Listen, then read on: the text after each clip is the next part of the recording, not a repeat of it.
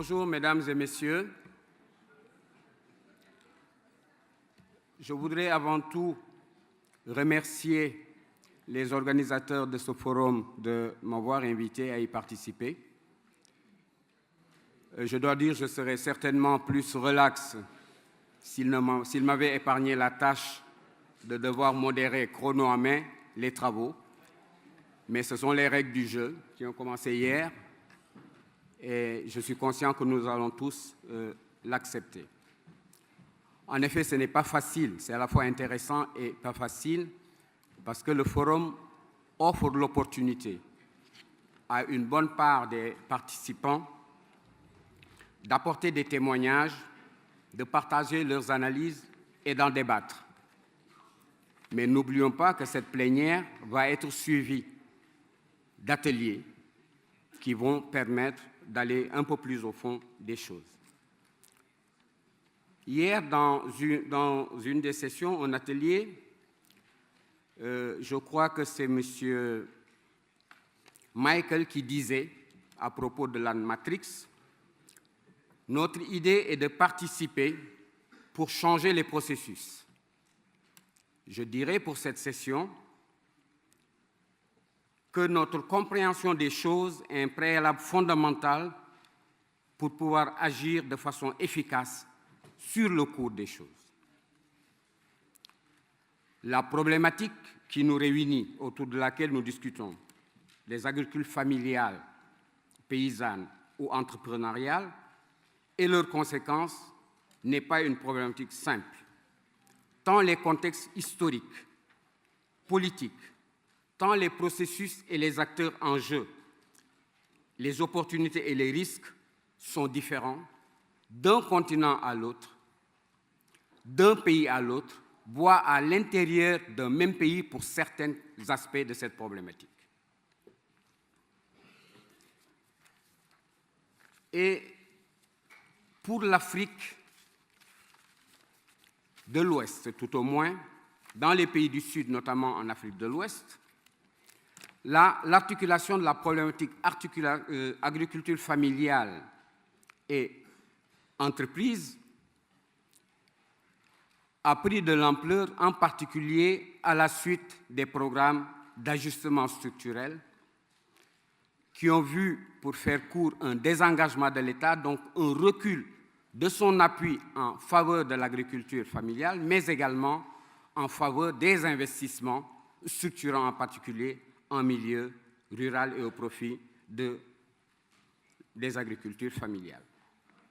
De là, l'idée de faire appel à l'investissement privé, à l'agrobus, comme diraient également certains. Et parmi les justifications avancées, on peut être dans l'ordre du mythe et des réalités. Premier ordre de mythe et de réalité, nos États dans le Sud croient ou acceptent de croire que l'agrobusiness, l'entreprise agricole, va favoriser le développement de la production agricole et de l'autosuffisance alimentaire. La question qui se pose est que l'investisseur, quel qu'il soit, pour ce que j'en sais, vise à faire du profit. Et dans le cas spécifique de l'agriculture, cela veut dire qu'il va choisir les spéculations qui sont à même de lui permettre de réaliser ce profit.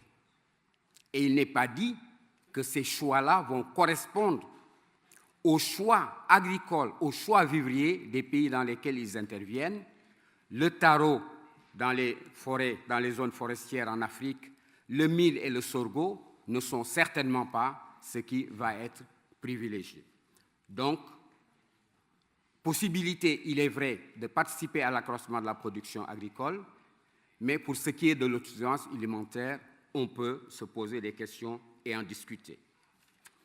Deuxième ordre de mythe ou réalité, la question de l'emploi. On dit souvent que l'investissement de l'agrobus, du secteur privé, son arrivée va favoriser le développement de l'emploi, offre des opportunités. Cela est sans doute vrai, mais les faits peuvent montrer au monde dans certains pays que ce sont des emplois relativement précaires, saisonniers, des salaires assez faibles, l'absence de protection sociale de ses employés, etc. Autre mythe ou réalité, l'agrobuse, ces exploitations modernes aux itinéraires techniques assez intensifs, vont permettre une diffusion des techniques et des technologies autour des exploitations familiales qui les entourent. C'est une idée de l'essaimage un peu des techniques et des technologies. Mais on observe de plus en plus que ce qu'on dit des exploitations minières, la théorie des enclaves notamment, peut se vérifier pour ce qui est de ces agrobusiness, dans la mesure où, dans certains cas, nous avons une sorte de bunkerisation des barbelés qui en interdisent l'accès, qui coupent les pistes du bétail ou les pistes pour aller couper du bois. Donc, mythe ou réalité. La contribution au développement local par le biais de la responsabilité sociale des entreprises. Mais on se rend compte, même s'il y a des avancées à ce niveau-là, nous avons une asymétrie extrêmement importante entre les populations locales, voire entre les États, et ces entreprises-là, dans la définition des centres où faire cet investissement. Et dans certains cas, les investissements, pour des cas que je connais, se limitent à construire une mosquée, c'est une bonne chose, ou une église, à payer des billets à la Mecque, c'est une bonne chose, ou à construire des dispensaires, c'est également une bonne chose, mais c'est dans le court terme. Les charges récurrentes sont vite oubliées au quelques moments. Donc, nous avons une diversité d'expériences qui peut permettre d'illustrer et d'approfondir ce type de questions. Mais pour terminer sur ces questionnements, le libellé de notre thème, on peut également l'interroger.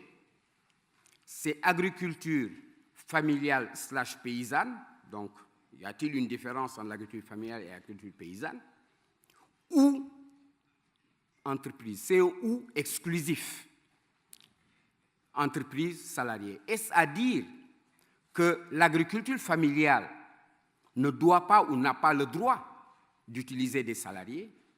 Et n'est-ce pas là réduire l'agriculture familiale à une agriculture archaïque qu'il ne faudrait pas moderniser?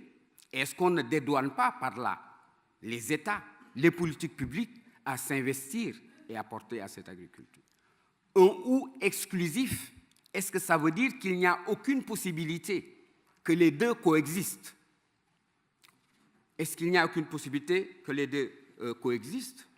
Ou est-ce qu'on ne pourrait pas lire des expériences ou témoigner d'expériences où les deux ont existé? Ou est-ce qu'on ne pourrait pas définir les conditions auxquelles les deux pourraient exister?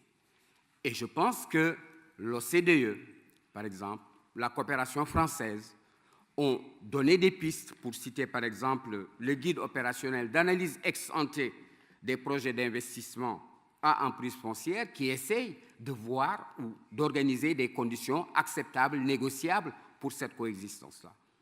Donc, ce sont là un certain nombre de questions. Mais il y a une articulation qu'il m'importe, à mon avis, de faire, c'est les droits fonciers, la sécurisation et agriculture familiale. Aujourd'hui, hier, on a discuté de ces questions-là.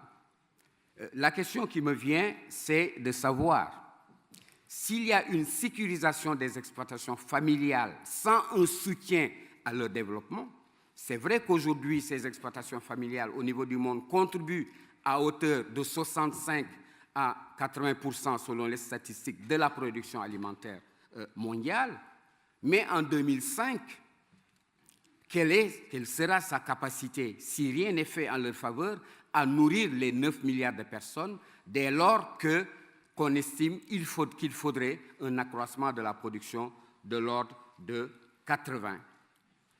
30 à 80%.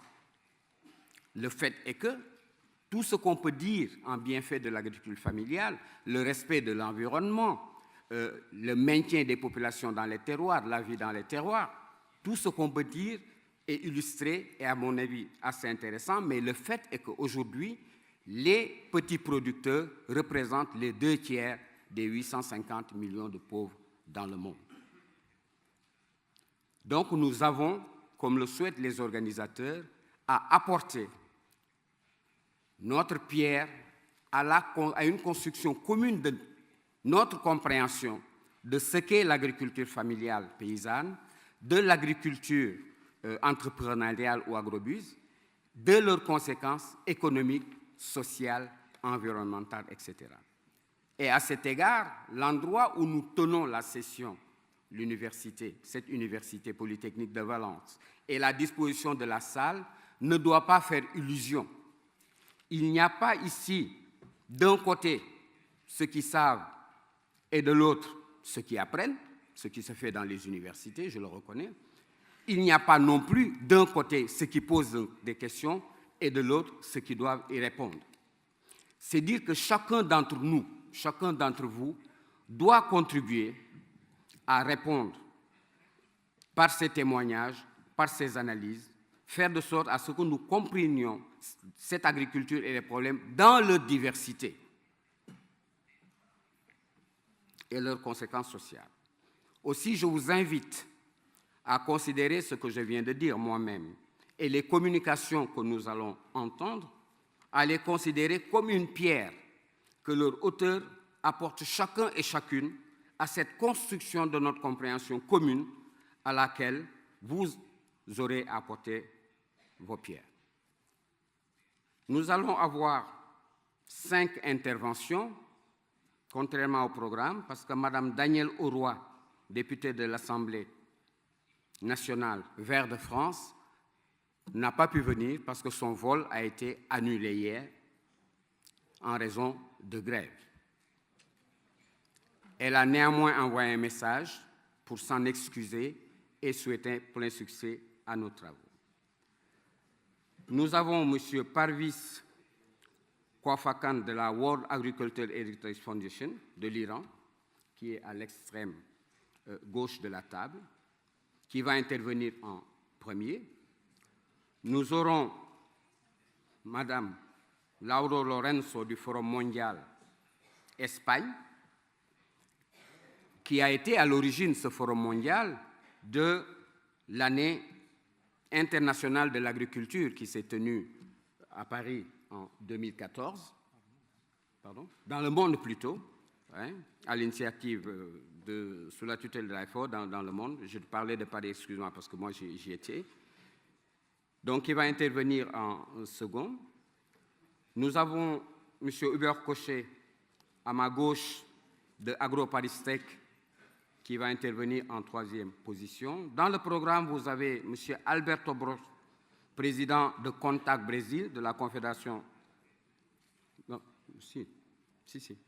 Dans le programme, vous avez M. Alberto Brock, président de Contact Brésil, de la Confédération nationale des travailleurs agricoles, qui n'a pas pu venir et qui est représenté par Mme Elga Angulo, qui est là, donc on m'apprend, mais qui a laissé sa place à Mme Elga Angulo de la Coprofam et qui vient du Pérou.